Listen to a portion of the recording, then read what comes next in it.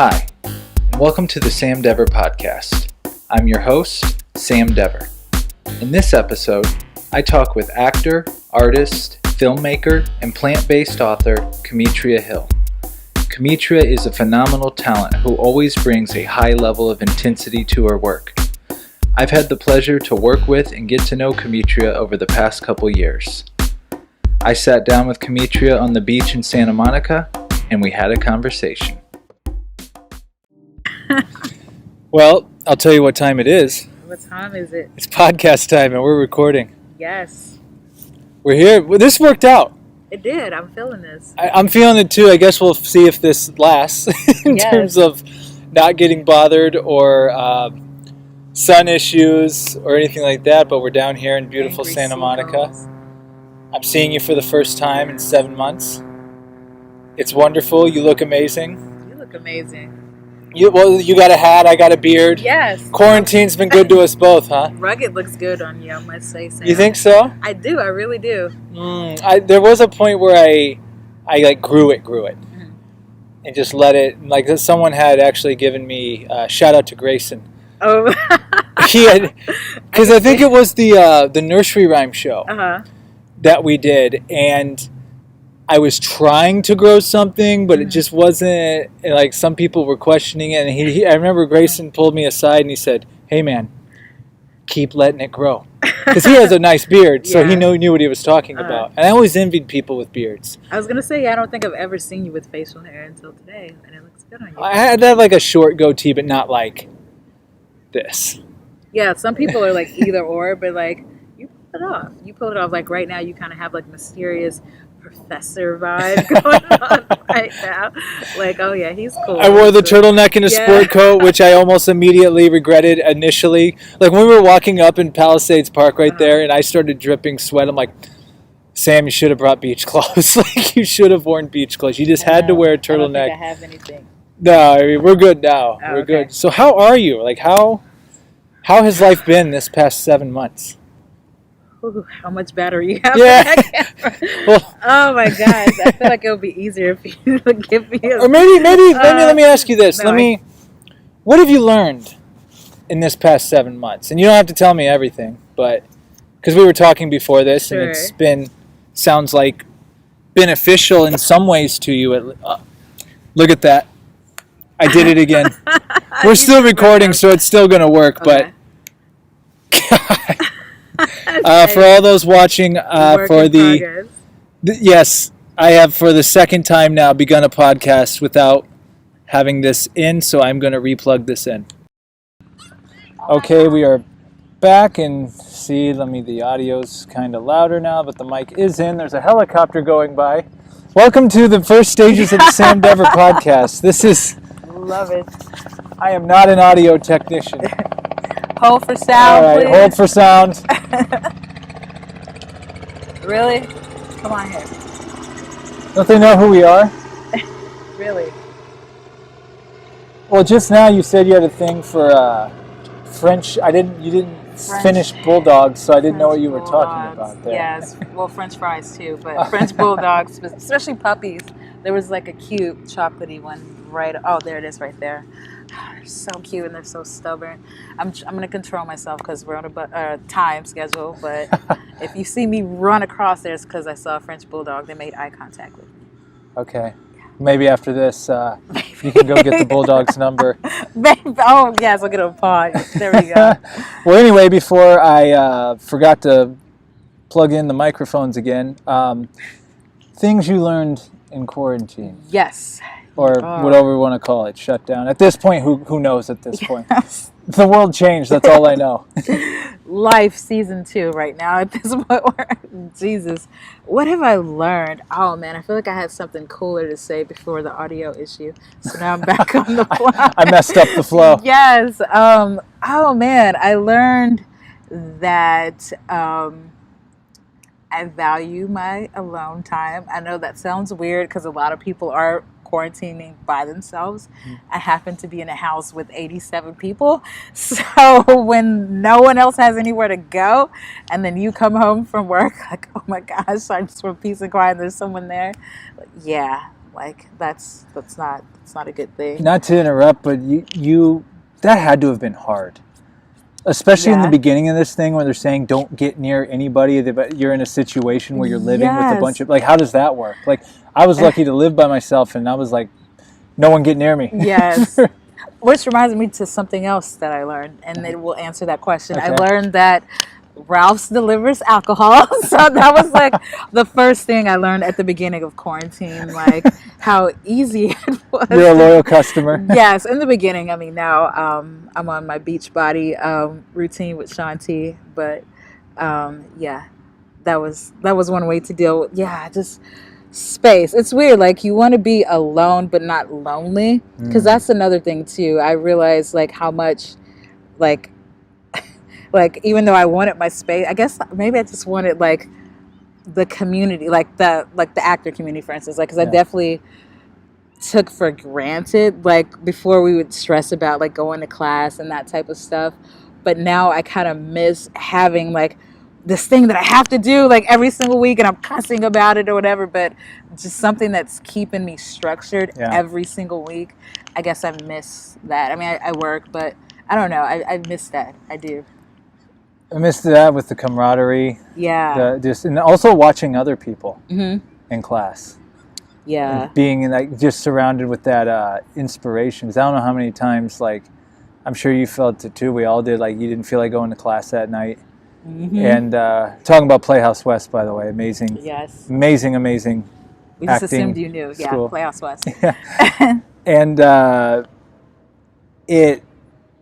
I mean, I remember days where I'm like, oh man, like I don't, you're just, you for whatever reason, you're tired with this, but then you'd go.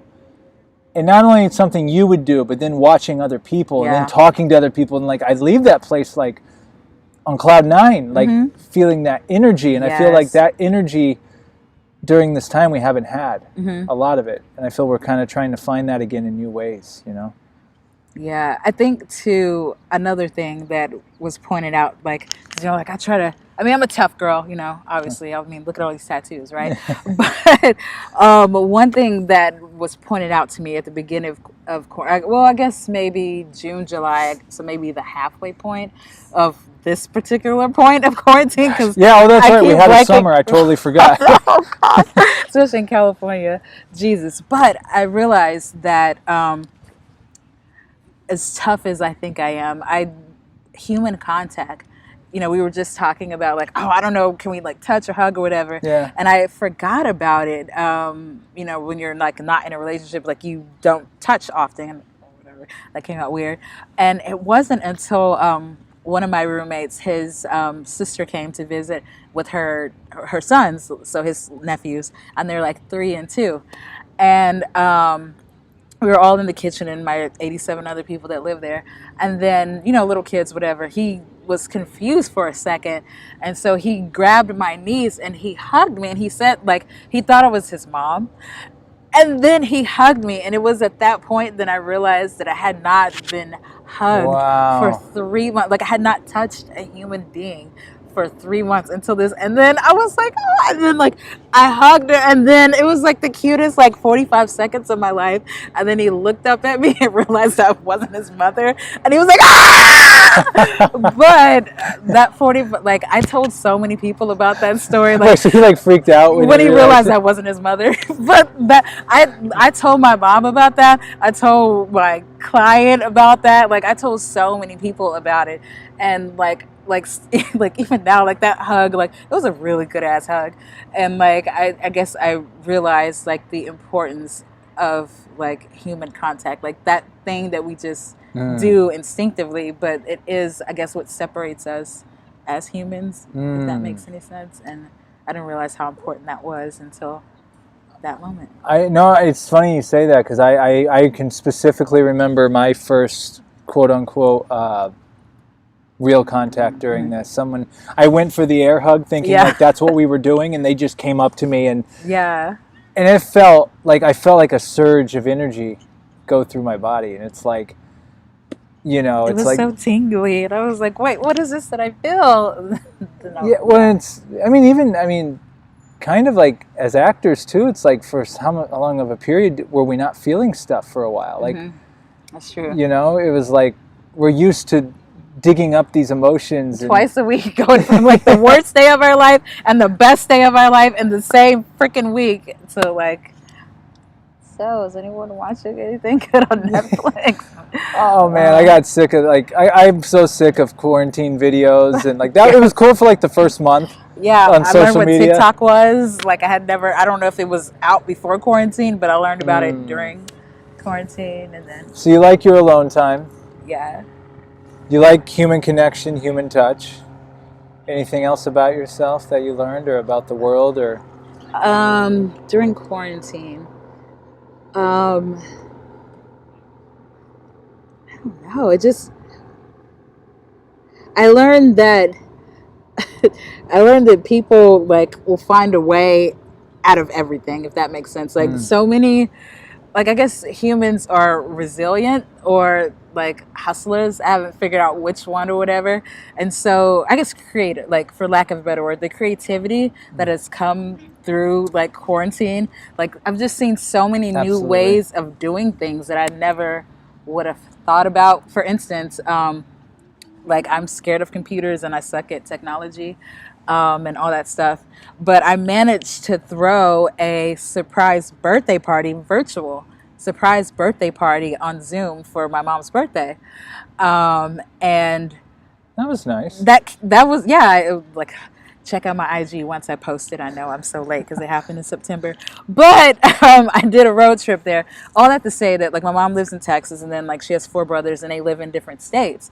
And this technology existed before quarantine, but I never would have, like, and for her, like, this is a milestone birthday. I won't say what she turned. But all she cares about is family and people being together. And she wanted to do this big thing, and then life happened. And, you know, most people would have been like, well, I guess that's that or whatever. And so I was like, no, I really want to find a way to bring this birthday party to her or whatever. It's like, I'm going to try this. I don't know if it's going to work.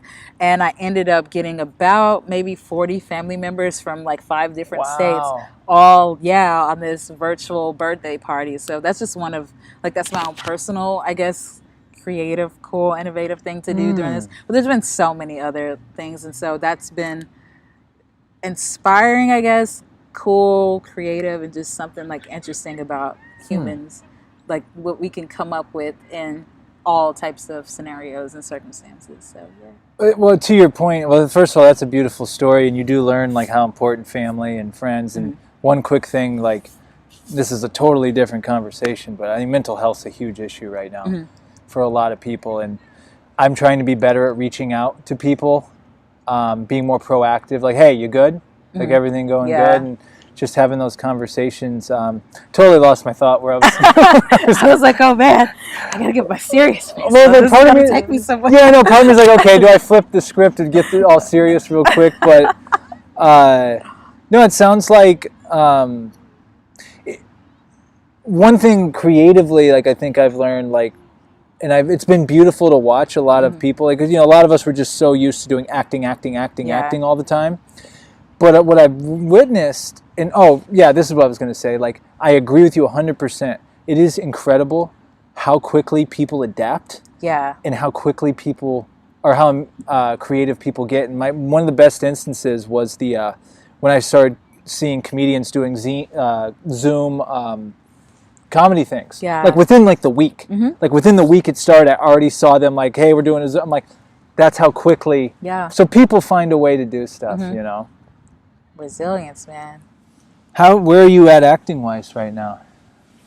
Like skill set? Well, because I've been doubting myself a lot during quarantine.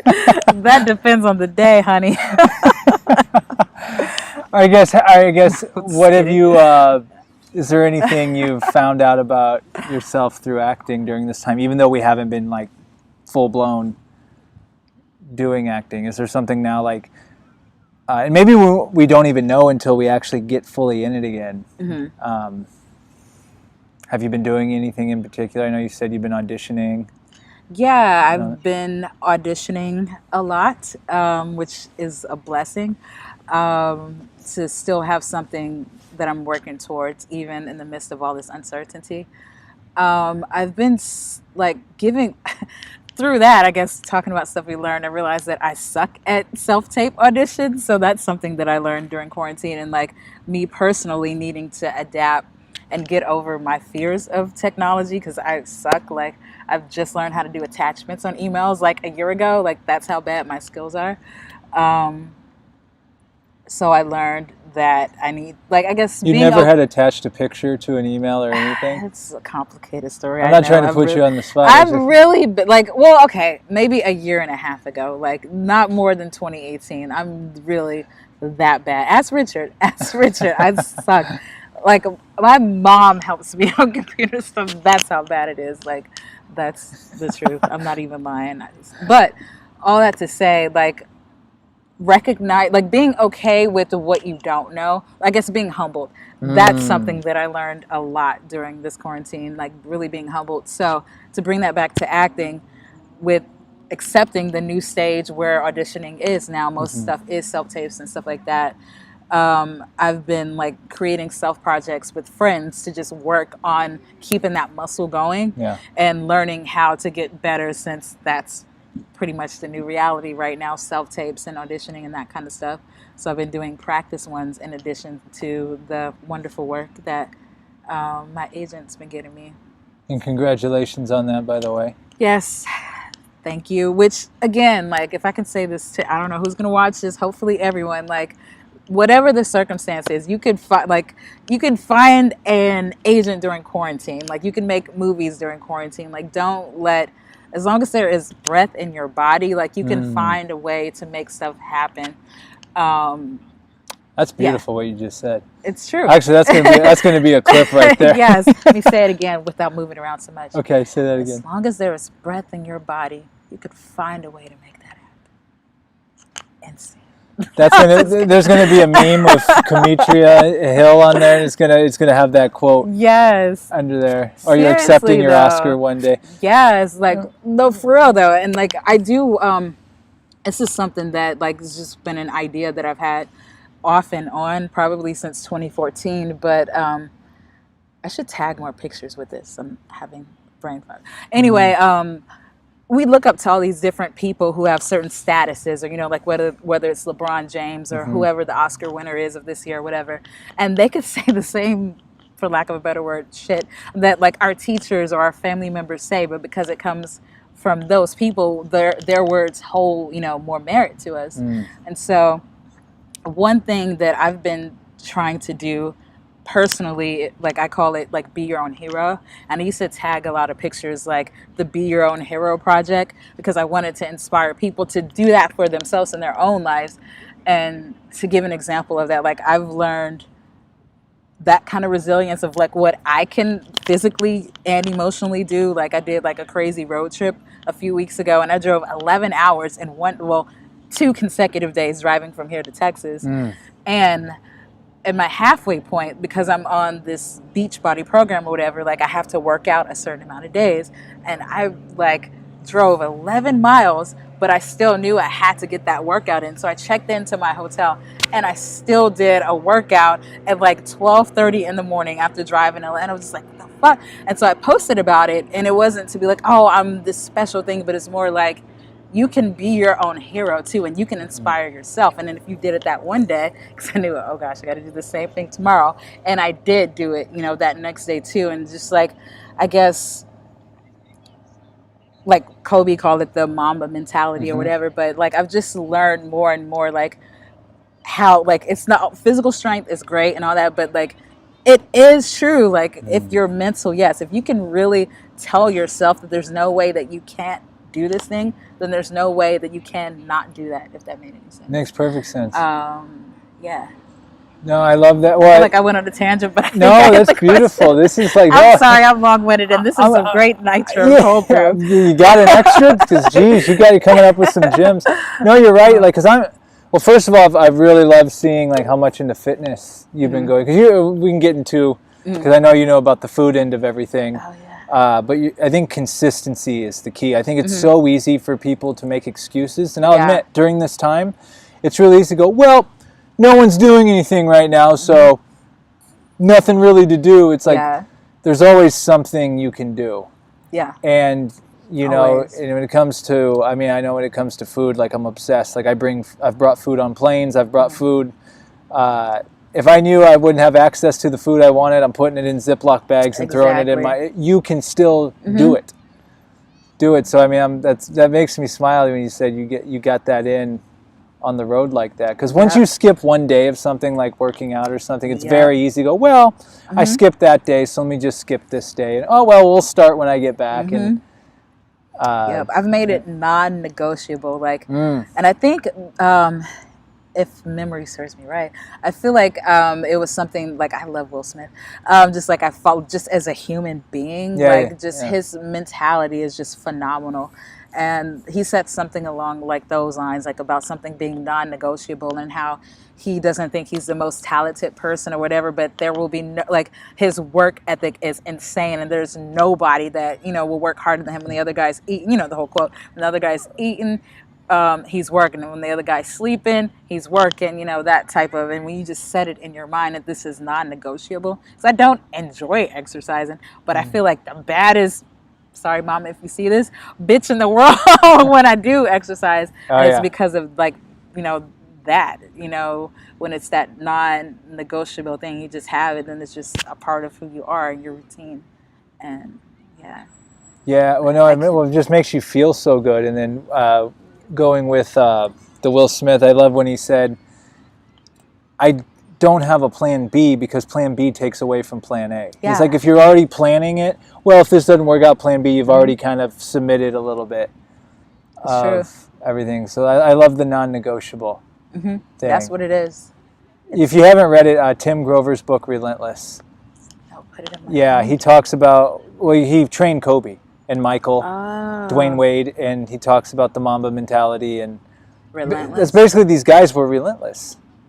They were just is non-negotiable. I think that's a beautiful way of summing it up. Like, no, this is happening. Yeah, this is what it is. This is your lot in life. And you think about it too, like I kind of equate it to, I don't know if this is hopefully not offensive, but just like if someone has like, let's say a disability or something like that, and then they have a certain way that they're doing something because that's their life. You know what I mean? Like that's the way that they have to do it. It's like that's just a part of their routine, whatever that thing is. And so in that same kind of way, it's just like I know the importance of fitness. It's not like, oh, okay, like I got to this point and then it's like, okay, I'm good the rest of life. Like, no, if you want to perform a certain way and if you want your life to be a certain thing, like that this is what your life looks like now. You know what I mean? And so it's like, that's what it is. You've dropped so many gems already. Like, no, that's so right. Like this is what your life looks. This is how we do it now. Like this is what you want, this is what you got to do. Yeah. The one thing about these podcasts, I find is when we get talking, that's when like it really starts to generate. Oh, this is what. You're such an interesting person to me, and I've had the privilege to get to know you I appreciate that. These past couple years, and just seeing and work with you. But you talking about mentality, and we were talking as we were walking down to. I don't know if this music's going to play. I always wanted to do that. I envy the people on the bikes. That do that, because sometimes I'm like, I used to be like, get out of the way. I'm trying to get to the beach, but I'm like, they're having so much fun. Maybe I want to do that too and play some music. I know. Now that you pointed it out, I've never actually ridden like leisurely. Like I only like in New York, that was my mode of transportation or a job, like bike messenger. I've never actually ridden for pleasure before. So wait, you actually just rode, and it's funny you said New York because that's what I was transitioning to. Oh, funny.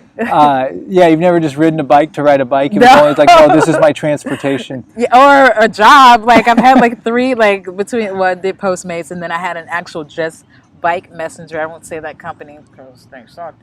But no, I don't think I've ever. I did. No, that wasn't. Someone made me do it. I did like a bike race, like through 5 different boroughs.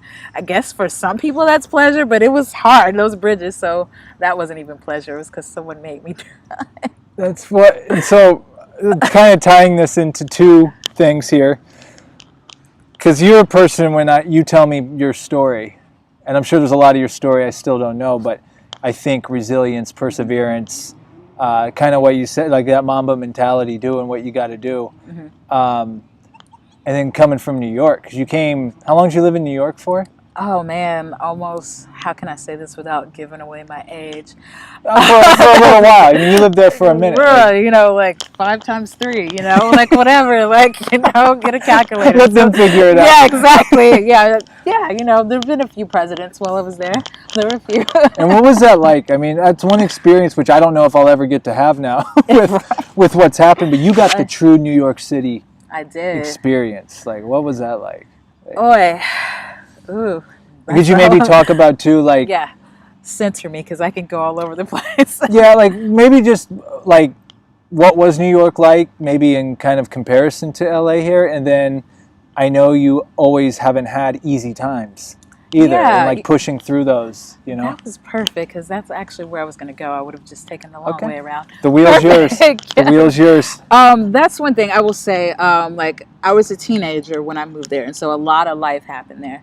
And going there to here, I wouldn't have had it any other way. If like I learned grit, hustle. You were talking about resilience. Like I mean, I've went through so many different stages of life and finances and rock bottoms and really high highs and like don't know what tomorrow's gonna look like days or whatever.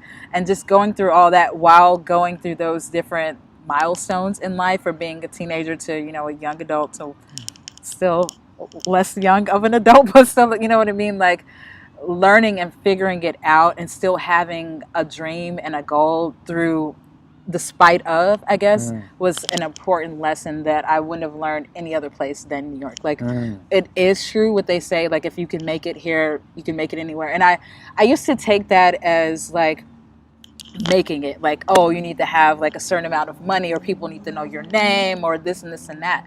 But it's like if you can get through what this city's going to throw at you, the self-doubt, the high cost of rent or whatever, and still not being bitter, still being a good person despite of the different things you encountered. I mean, the rats, like, which is real, like, and you will have one, I guarantee. No matter where you live in New York, no matter how clean your place is, you will have at least 1 to 3 mice in your apartment, no matter where. And it's okay. It says the only time I didn't have one is when I lived in the Upper West Side, I'll say.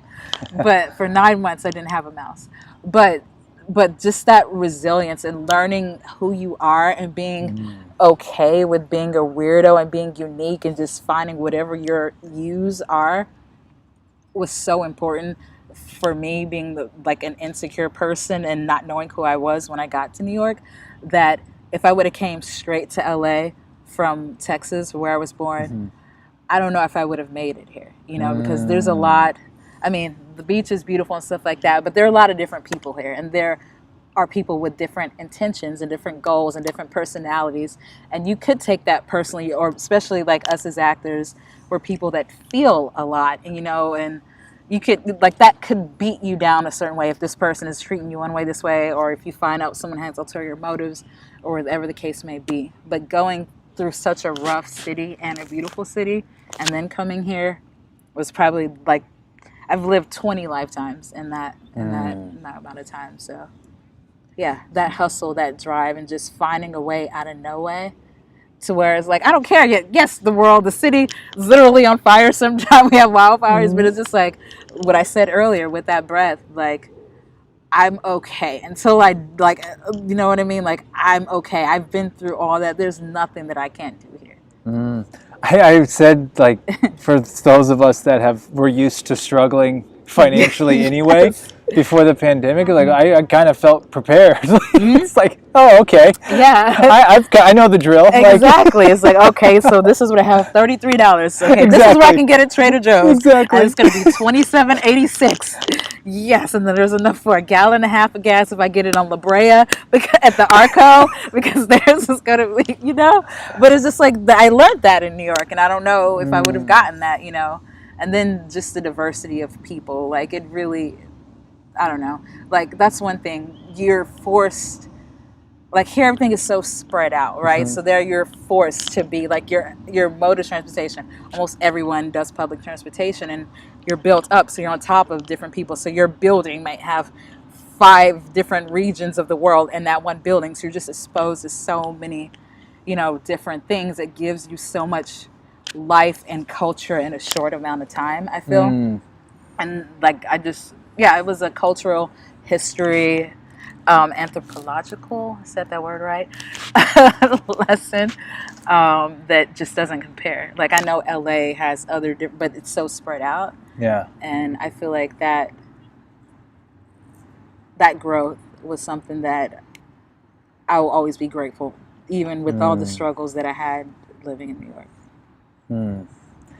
And you said something when we were walking down here. We were talking about, especially times like now, people having to leave certain areas and leave places, and we were talking about that breaking point, like being forced to leave somewhere, Yes. and then just leaving somewhere because you thought you had to leave somewhere, and that's kind of how it's like being in bigger cities right now. You're like, shoot, do I need to be here as the world's burning down? Like, or would it be better off in a place with not as many people and this, that, and the other? But like, I love what you said with, if you got a breath, you're still in. And another way I've put it to myself before, I'm like, I'm still in the game. That's kind of how I've been viewing things. And I've viewed it in the past before, like, I'm still here. You're still here. I'm still doing shit. Like, we're doing this. Like, it's like, yes, don't get caught in the head. Do what you can do and make it. Like you said, you got your agent. I think that's freaking awesome during this time. Like, that's a very hard thing to do, and you did it during very tough times. Yeah. Like, I mean, like, I guess that's another thing learning from being in New York is just like, in addition to that toughness, but also in that grit, I guess, I don't know if this would be considered like cost risk analysis or whatever the case may be, but like, yes, my life would be much more cushier and my mom would be much more happier. Like, I know I could go to Texas at any day, you know what I mean? And like, not have to worry about rent or food and all this kind of stuff, and have someone who is my number one fan and adores me and thinks I'm so special. Like, yeah. But it's like this thing that's inside of me is here, and like it's easier to do here, like the outside circumstances, aren't, the cushiest or whatever, but I'm here and this is the epicenter of for what I want to do. Right. And it's like I've been, what's 10 degrees under rock bottom, because I've been there.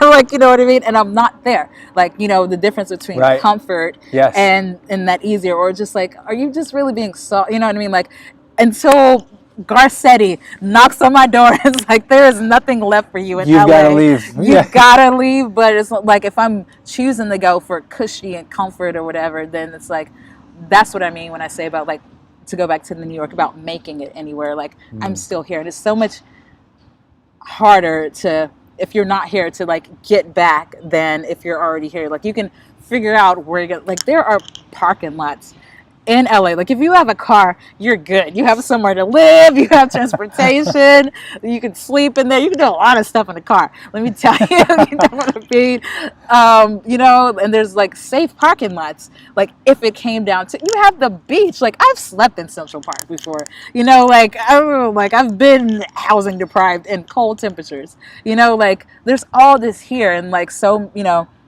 I think maybe it was Chris who said it. Like, so many actors, they get so close and they don't make it because they take themselves out of the game. You know what I mean? It's like, the game is going to have to like throw the pieces at me, shuffle up and say new dealer before I actually leave. Like, that's when I know, okay, I've literally given everything that I have. And it's like, something's telling me like, okay, like, no. But I feel like, I love that. And shout out to Chris Levy. Yes, Chris Levy. Well, yeah, I mean, this is our first time really catching up, kind of. Like, really, I know it was a busy summer for you, definitely, here in Los Angeles. I know you were very involved and switching, kind of transitioning to another thing going on in the city, just with the protests and all the movements and everything. I was kind of just curious, could maybe take me through that, or something Of course. that you've learned through that experience? Because that was probably it's a interesting. life-altering experience for many people as well. Outside of a pandemic that was Right? going on, That's You know, like, it was like a double whammy. It was like like season 2020 of Earth is just like the best season ever. Like whoever's up there watching this season, it's just like, wow, this season is lit. Like, let me tell you, like, yes, in the midst of all, yeah, it's interesting because like I've always been, oh man, condense this because I can go all day. Right. But I've always been a very like politically astute, active person since I was like 8 or 9 years old. Like that was the year that I went to the Republican National Convention. I was 9 years old. Like I've been like involved in this stuff, and like it's always been like my first major protest was in 2004. Outside of Madison Square Garden, protesting when George Bush, they had the convention there at Madison Square Garden, and that was like right in the height of the Iraq War and all that stuff, and I did like a die-in there, blah, blah, blah, to Occupy Wall Street in '09 and all that, so where we are now. And they've always been these separate passions. Like I've always had this really, really like heavy art passion and drive, like because also my whole entire life I've been like performing LSO since I can remember 4 years old, whatever. And also this, and they've always again been two life forms. And when this happened at the beginning of quarantine, I felt like I was hit in a different way because I feel like so it was interesting because a lot of people were reaching out to me in the beginning of quarantine, like my friends, and like that's when it like I felt some type of way about it because I was like, why is everyone like reaching? Like first I was like, oh wow, like everyone's like concerned to see how am I doing, so everyone's reaching out to me. And then I was like, why is everyone just reaching out to me? like I've been black this whole time. Like this has been my whole life. Like I have story. Like I've been accused of stealing at stores when I was a teenager. Like so many different life things. And then I was like, am I everyone's only black friend? So I went through a whole cycle of everything in the beginning of this. And then I felt just so emotionally gutted to where art felt guilty to me. And I feel like there's no, how can I possibly worry about if I'm getting this damn accent right if like I could die or like any of my nephews can die at any moment. I mean, this has always been the thing, but it's magnified right now because we all saw it for 8 minutes and 46 seconds.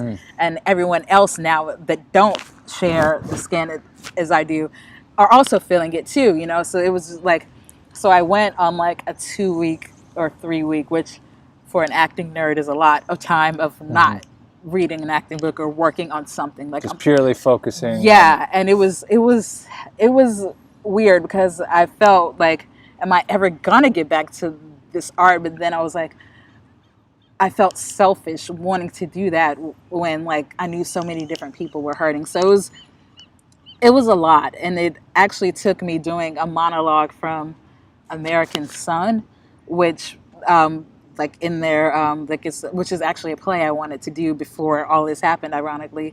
But it's kind of that premise is like I have a mixed, I'm saying it like it's my thing. My character has a mixed race son. He's black and white, and then he's missing, and you know whatever police station, like they don't know what happened, so he ends up being, I'm spoiling this play, but a victim of police brutality. But it fit in alignment with what's going on.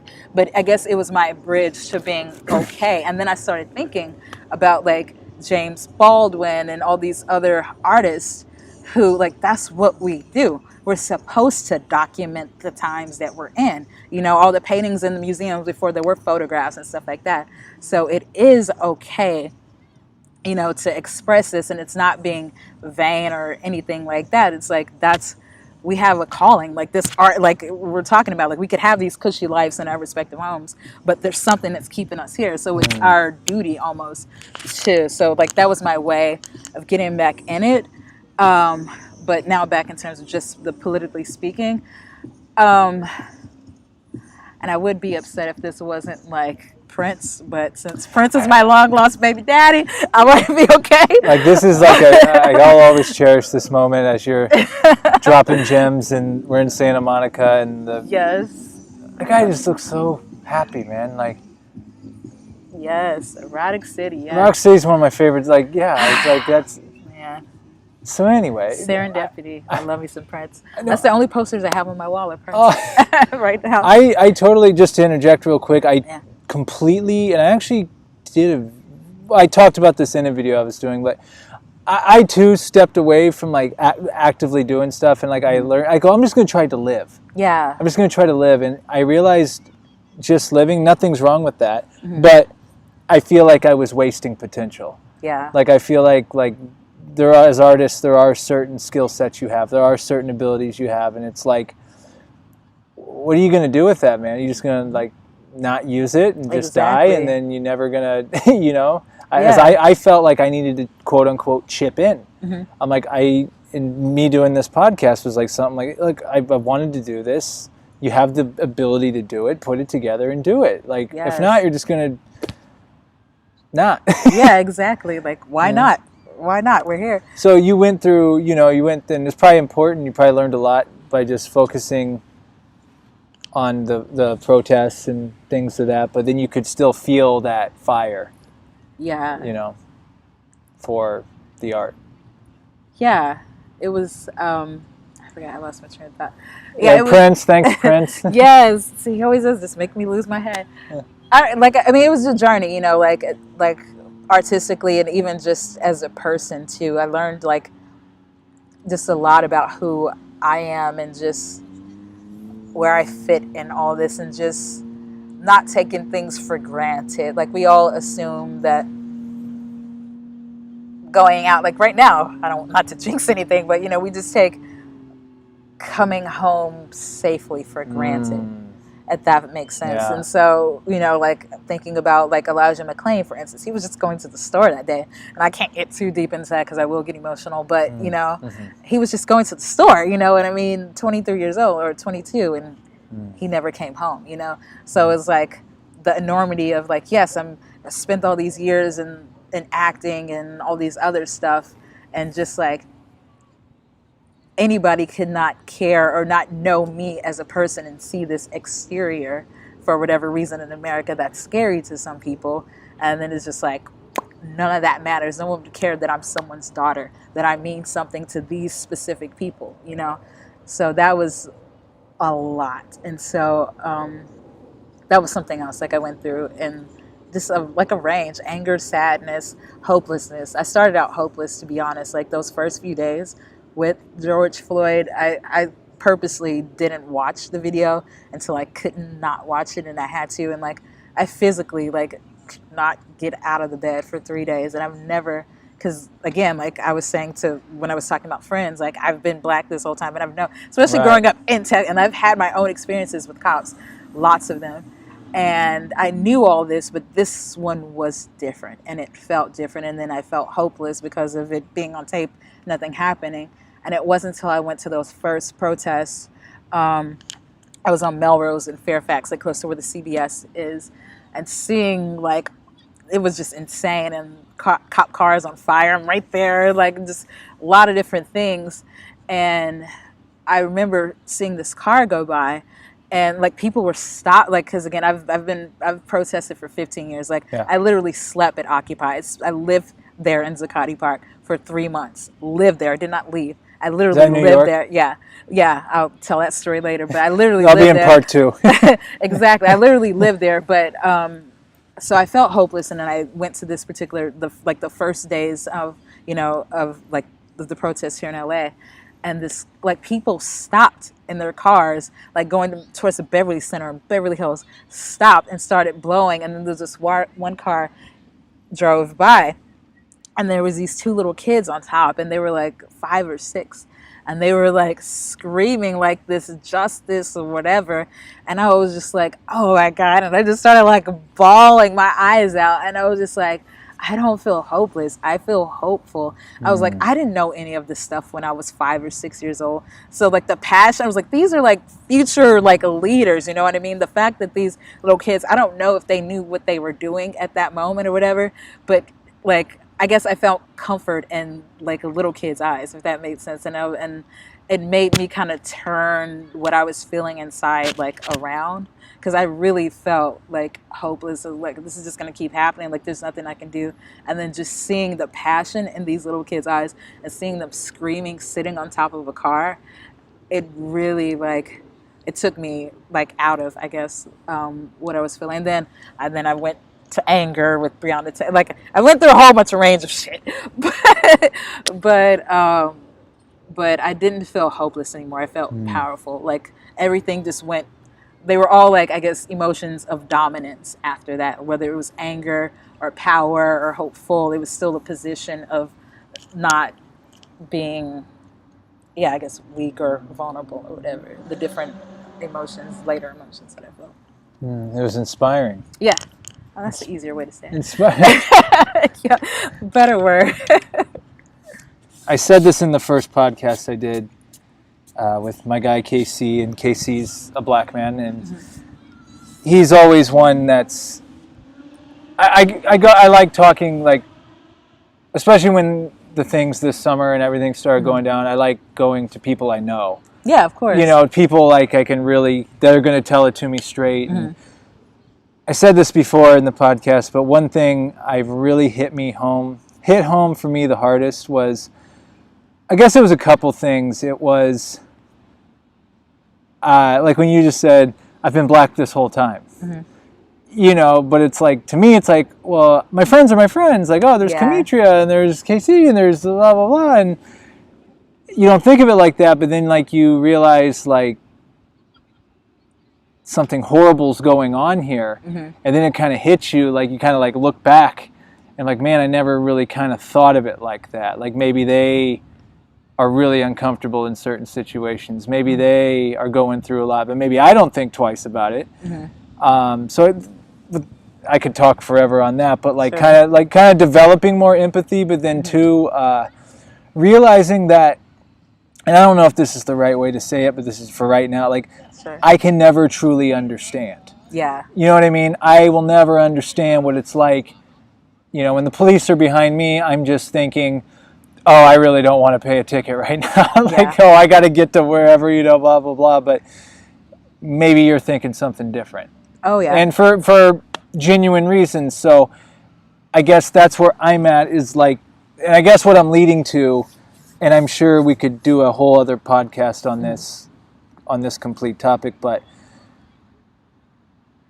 I asked Casey what it's like being a black man in America. So I guess I'll ask you, what is it like being a black woman in America or the United States? Or, oh, jeez, yeah. And you don't have to answer that in that way, but like if there's any like maybe perspective you could maybe share.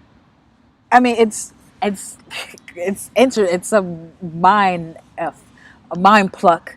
Substitute the F or whatever. So I don't remember like who said the quote. I don't know if I always mess up his name. I don't know if it's Tennessee Coates, whatever. I'm just gonna say, being a black woman in America, the quote has something along the lines of loving a country that doesn't love you back, and it's like we've given so much to this country, but like we're aware, and sometimes we forget, because of various progress and things like that and more visibility. And it's not until like these type of situations, whether it's Breonna Taylor or whatever, that it doesn't matter. Like, you know, how I'm perceived or my benefit of the doubt is not the same as yours. You know what I mean? And it's not till those situations happen that we're reminded of that. And like a small, quick example of this is the road trip that I just took, and I drove by myself, solo woman, from here to Texas, and I went to AutoZone before I left, and I got like a little keychain of like pepper spray and a hunter's knife, you know, like, because I was like, I don't know if I'm gonna need to sleep in my car at a truck stop, you know, protection, blah blah blah.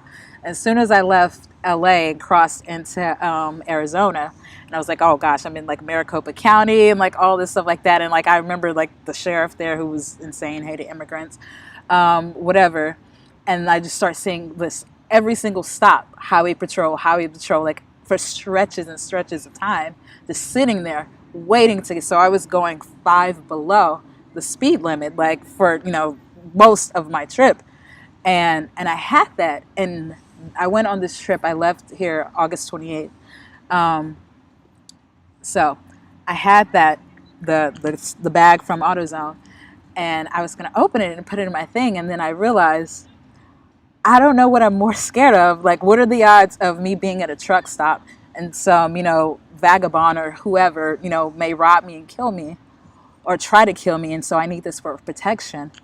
Or am I going to get pulled over because someone sees me in this nice car with California plates in some small town in New Mexico or West Texas or Arizona, and then they shoot me first and then be like, well, there was a knife in this car, and so whatever. And because of that, I didn't open it. And to this day, what's today's date? October 16th?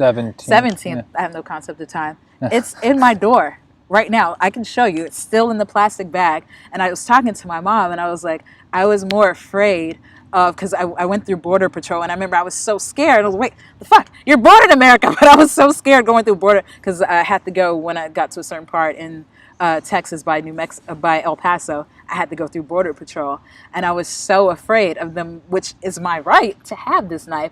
But the smallest, like Jacob Blake is a prime example of this.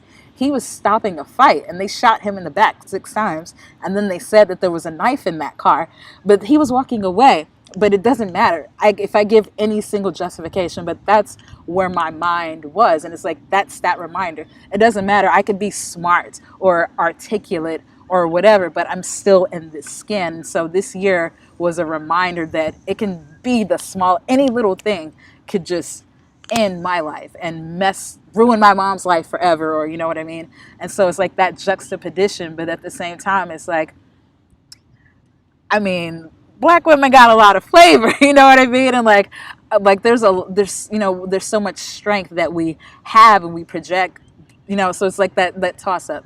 And then like, I don't know, like, where else would I go?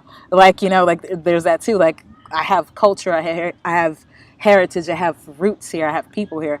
I don't know what my language is. I don't know what your background is, but you could find out whether it's Scottish or Irish or German or whatever. I have no idea. I could maybe do an ancestry.com test, but I don't know where my lineage is from. So it's like, this is my home, even if I have been treated sometimes as an unwanted guest. And so that's what it's like. If that's like, I don't know, an easy... No, man, that really just blew my mind with what you said. Like, the fact that something that is your right, you have it in your mind, well, I know that's my right on paper, but because I'm this appearance, I have to think of other things too, because that was more scarier to me, getting the police than somebody trying to rob me. And I watch a lot of forensic files, so my mind goes to some dark fucking places. I do. But I was like, well, I'm going to take my chance of someone maybe trying to jump me at a truck station that I may have to sleep at than like this police officer not liking the way that I look in this nice car, pulling me over and be like, well, we shot her, but look, there was this knife in here. Even if it's in the package with the receipt and all that. I never thought of, no, that you really, thank you for sharing that. And I know this could be we're finding the sun's going to be going down here. Sure. One maybe other question about it is your opinion, like what, Sure. I know there's a million things that need to be done, but like, what do you think would help the most right now in terms of like us getting past some of these issues and racism in general, maybe, or I don't know. I mean, I guess it's an open-ended question, like maybe kind of from your point of view, like I'll say two. What could be a solution? Things. I think maybe the first is going to sound weird, but one is normalizing Black, and that may sound silly, but think about how many instances just this year alone where Black people have just been being them, and the police have been called. That's where the term Karen has been coming up. Black people just living their lives and being like a black bird watcher in Central Park got the police called on it. Like, you know what I mean? Yeah. But granted, I don't know any black bird watchers either. But the point is that, like, we do all kinds of shit. Like, you know what I mean? There's nothing wrong with watching birds. It's anyone can do that. Exactly. And like more visibility in that kind of way. Like, and I'll say Chadwick Boseman, who, God rest his soul, Rest in and peace. I did have the fortune of meeting him before in Wow. life. But he was talking about, like, we have the black version of this, and like that was one big thing with Black Panther. They got that budget, so for the first time, like, this was just this great movie that just happened to be an all black cast. But so many times in life, there's the black version of this or the black version of that, and it's never as good, quote unquote. It might be, but visually, it's not seen as good, or acting wise, or whatever, or maybe they didn't get the budget for it or whatever. So having more visibility of things, and they just happen to be black. One example is Lovecraft Country. I've just got into that show, and I've never seen anything like that. It's like this weird, it's its own genre, but it's somewhat horror, this and that. But it's not something that you're used to. Like, that could have easily have been, well, it couldn't be Jim Crow era because it wouldn't make sense for a white guy. But the point is that story, it's just a human story with black skin. So all that to say, more visibility of black people, just a day in the life of, I think will have, because that's another, like, to go back to what I was saying earlier about why is everyone reaching out to me? Am I their only black friend? That is something that I've been in a lot of circles in LA where I have been the only black person there, which is fine. I'm used to, like, that's one thing black people are used to being. Not a lot of white people have been in spaces where they're the only white person there. You know what I mean? But black, like, that's always the thing, Okay, so just normalizing that, like, I think will, even though having fears of the other is, to me, irrational, having that fear of the other, but some people do, because for whatever reason, maybe, some other races might not know a lot of black people, for instance, or whatever. It just could be from where you're from or whatever. So normalizing just the black experience is just a human experience. I think, like people that watch a lot of Fox News, for instance, and think all these other things, seeing us just live will, I think, make people realize that we're not here, like, we're just people too. We just are more melanated. And then the way that we see policing, I would say, is the other thing. Like, I think, like, defund the police, I know, like, that term is, like, taken, there's different, like, spectrums of that.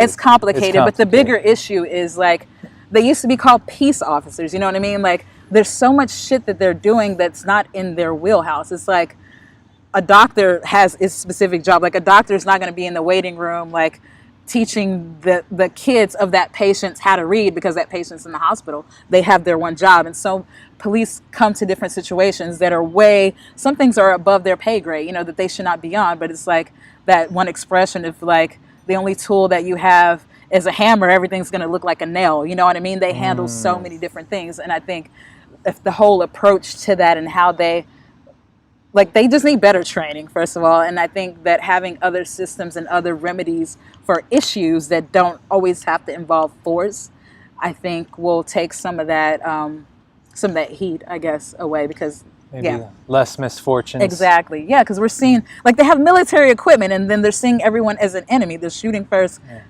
questions later. Because the police do have their place, obviously. Yeah. And things, but like what you're saying, if everything's if all you have is a hammer, that maybe find some alternative ways of handling some of these situations.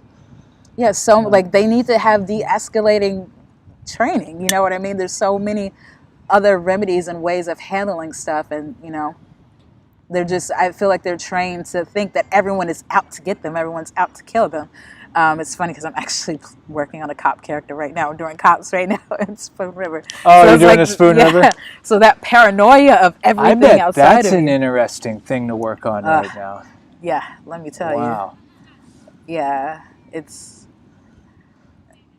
I'm learning about not judging your characters, because the last thing I want to be is a freaking cop, especially the experiences I've had this summer with cops, being at protests. I got arrested at a protest. I got roughed up by cops, like so much shit, and now I'm playing one. But well, if you needed some material for your acting, right? Life. Well, Hey. I really appreciate you sharing that and being open. And like I said, we could do an entire podcast just on this. Losing light here, but this is amazing. I wouldn't have wanted to do this any other way. Yes, this is beautiful. I think you look amazing, by the way. Like, you just have a glow about. I think it's the hat. Thank you. But well, you know, you have just you have great energy. I'm so glad that this time for you has been productive, and it's been a great thing for you in your life. And I look forward to working again with you soon same. on something as we move forward here. And I know there's other stuff you do. I mean, you're a vegan chef. You have a cookbook. I dabble. You dabble. So where can people find you if they're going to look you up and get a hold of you? Or So you can find me on the IG, the gram, I think that's what the kids are calling it, or Insta, depending on which millennial bracket you fall in line. Yeah, the good old gram. But whichever, IG, Instagreasy.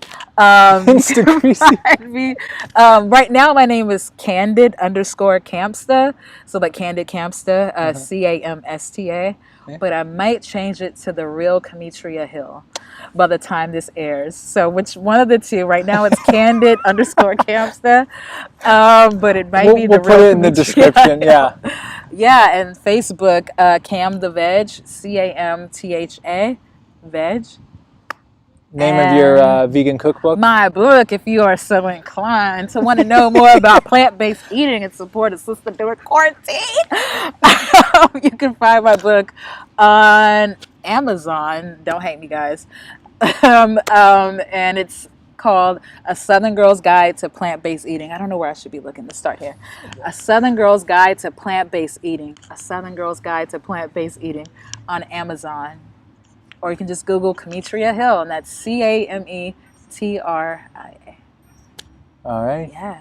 Beautiful. My phone number, no, only the single people. Oh, we didn't get into any of that. We didn't get into any of good that. thing the sun went down. Lord, I made it without crying.